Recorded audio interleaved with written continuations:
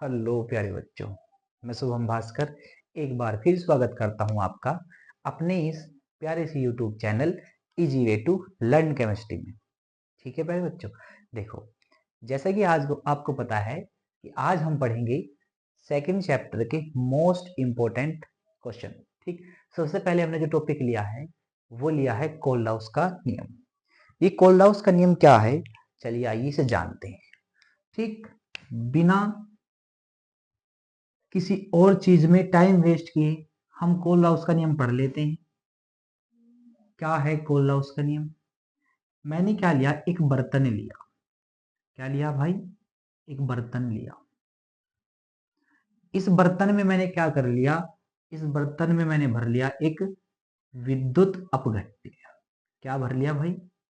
एक विद्युत अपघट्य भर लिया। जैसे मैं कह सकता हूं कि मैंने ये NaCl का विलयन ले लिया। ठीक, मतलब NaCl एक विद्युत अपघट्य है ना। अब इस विद्युत अपघट्य में अगर मैं आपको कहूं कि मैं इसमें पानी मिला रहा, क्या मिला रहा? पानी मिला रहा। तो जब मैं इसमें पानी मिला रहा और पानी मिलाते ही जा रहा, मिलाते ही जा रहा, मिलाते ही जा रहा, तो पता क्या हो रहा, मैं ये कह सकता हूं कि मैं इस विलयन की तनुता को बढ़ा रहा हूं। किसे बढ़ा रहा हूं? तनुता को बढ़ा रहा हूं।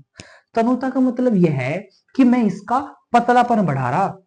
भाई जब एक बात बताओ आप, मैंने एक विद्युत अपघट्य का विलयन लिया जैसे NaCl का, और फिर मैं आपको कहूं कि मैं इसमें पानी मिलाता ही जाऊं, मिलाता ही जाऊं, मिलाता ही जाऊं, तो जब पानी मिलाता ही जाऊंगा तो ये पतला नहीं होता चला जाएगा। ठीक, केमिस्ट्री के भाषा में बस मैंने उसे ये बात कह दी कि जब मैं इसमें पानी मिलाता ही जा रहा तो मैं उसकी तनुता को बढ़ा रहा हूं, मतलब उसके पतलेपन को इंक्रीज कर रहा हूं, है ना। ठीक, तो कोल्डाउस ने क्या कहा था?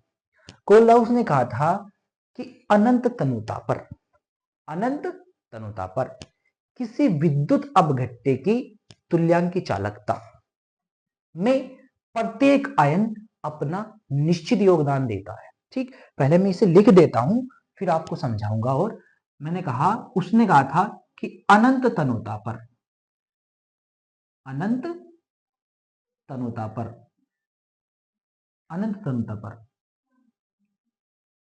अनंत तनुता पर किसी विद्युत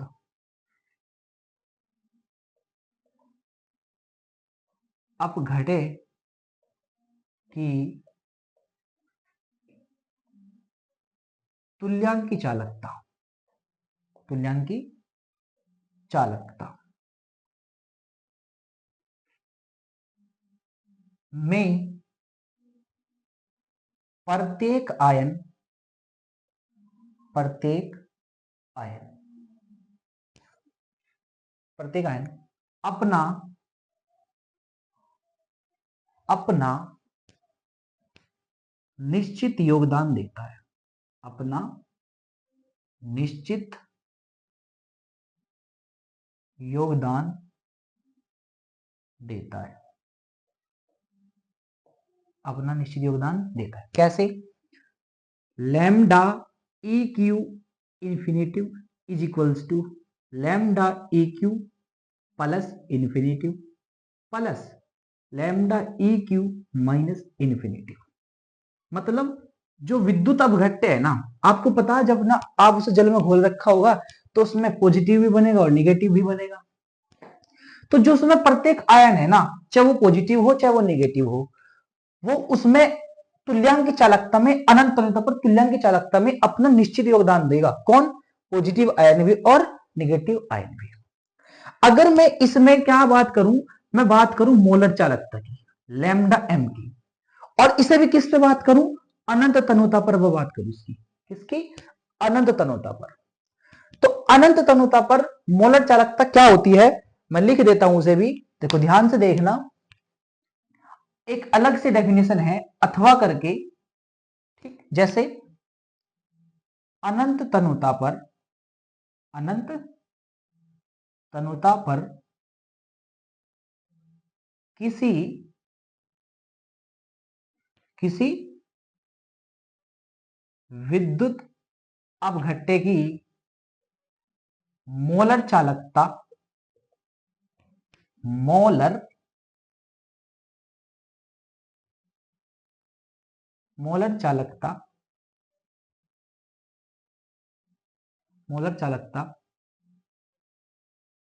उसके धनायनों व ऋणायनों, उसके धनायनों व ऋणायनों की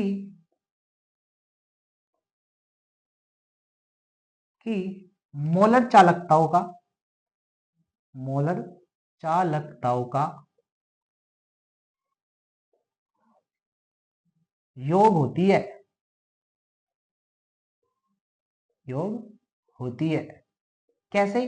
देखो, मैंने लिखा कि lambda M infinitive is equals to N plus lambda M infinitive plus N minus lambda M infinitive. मतलब इसके धनायन की अनंत तनुता पर मोलर चालकता प्लस इसके ऋणायन की अनंत तनुता पर मोलर चालकता, इनका जो योग होता है वो अनंत तनुता पर मोलर चालकता के बराबर होता है। मतलब मोलर चालकता क्या होती है कि अनंत तनुता पर किसी विद्युत अपघट्टे की मोलर चालकता उसके धनायनों व ऋणायनों की मोलर चालकताओं का योग होती है।